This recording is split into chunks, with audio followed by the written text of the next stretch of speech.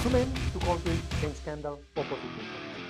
In 2011, a German minister lost his entire career in just 2 weeks after plagiarism was discovered in his thesis. In 2016, Mexican president faced the same accusation and nothing happened. The difference is politics. This is the standard of quality that each society accepts. This is a detail that defines the success of or the failure of countries, companies, and people. Today, we are going to find out why. I am Juan Navarro, and this is episode 200 of Advanced Quality Program. 200 episodes dedicated to breaking down quality concepts and turning them into life skills. You come this far, it's because you know that good enough isn't enough. Today, we will uncover the secrets that separate those who conform from those who are child. Come with me.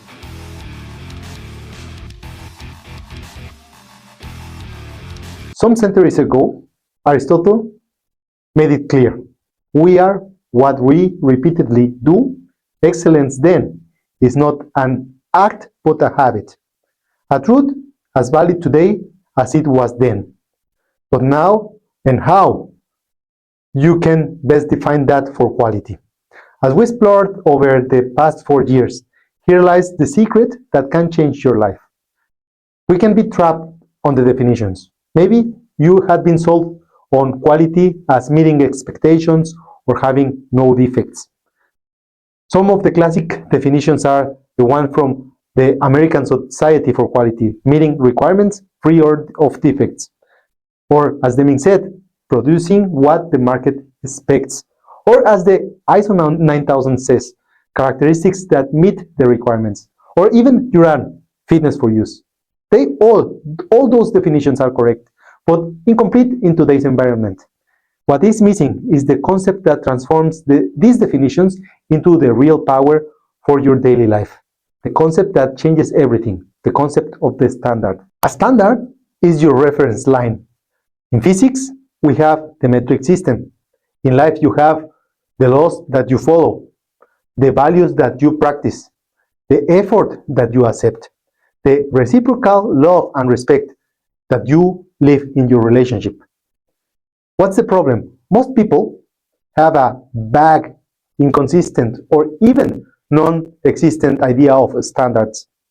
And that's where the mediocrity is born, the good enough paradox. When you understand this, everything changes. The good enough is a trap. I'd argue it's the enemy of excellence. One example from your daily life. Scenario 1, you used mobile data since Wi-Fi wasn't available. Then scenario 2 is when, during your travels, Wi-Fi offered comfort and speed at lower costs. You were connected in a better way. Now, scenario 3 is a free Wi-Fi available widespread in public places, and it's essential. Everybody arrives to one place and directly asks for the Wi-Fi password. Once you experience those superior standards, scenario 3 for example, you don't settle for less. Better standards led to better outcomes and easier living. Quality means never settling for good enough, for always using the mobile data again. There are many high-impact examples. Elite athletes like Michael Jordan, Cristiano Ronaldo, Canelo Alvarez. It's not just their talent. It's the extreme standard of training and expectation and discipline that elevates them, that they set for themselves. In international football soccer, for example, teams like Germany, Brazil, Argentina, Italy aim for the World Cup, at least the finals, and they have multiple cups on their countries. Mexico, India, many African nations, they often aim only for the second round, and the standard, in this case, defines their outcome. Political scandals illustrate how cultural standards shape the responses to ethical breaches.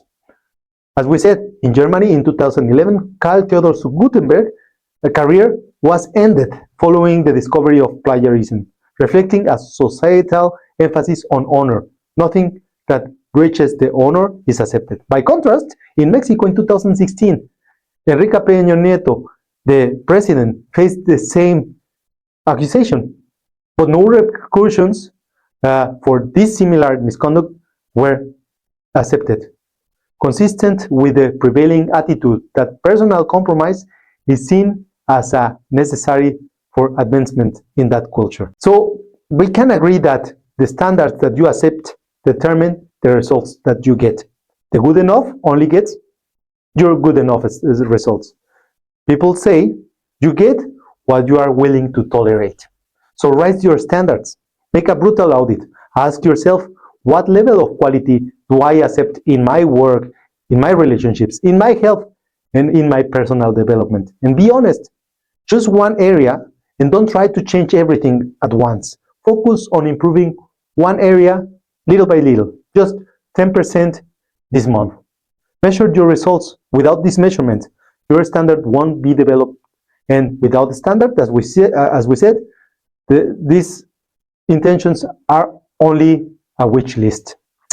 Daily consistency is the key. Returning to Aristotle's insight, we are what we repeatedly do. Excellence, then, is not an act, but a habit. Quality is not just one event.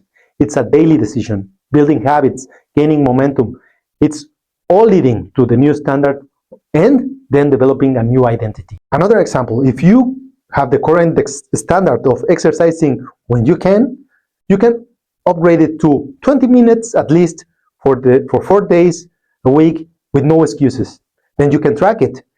And I can assure you, in just 30 days, you will notice a real difference, not only physically, but also mentally. And here's the powerful shift.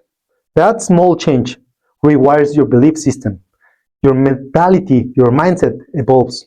The lenses through which you view your world sharpens. Suddenly, meeting the requirements free of defects isn't just a definition. It becomes a personal expectation. You had raised the bar, and your identity rises with it.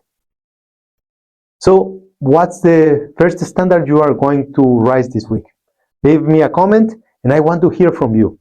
If you ask me again, quality is the act of meeting expectation to action.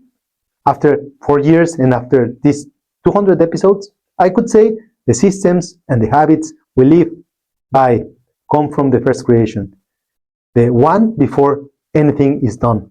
So you have to expect good, act good, and you will get good. Expect excellence, act excellent, and it will follow.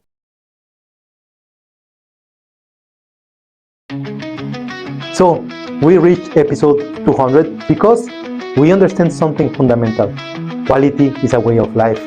We will continue to improve, not just because we like to, but because we can. And to celebrate this week, choose one standard that you are going to rise. Write it down, define how you will measure it, share it with us, and I'm proud of what we have achieved. 4 years ago, I just picked up my camera with the intention of raising the quality standard of social media.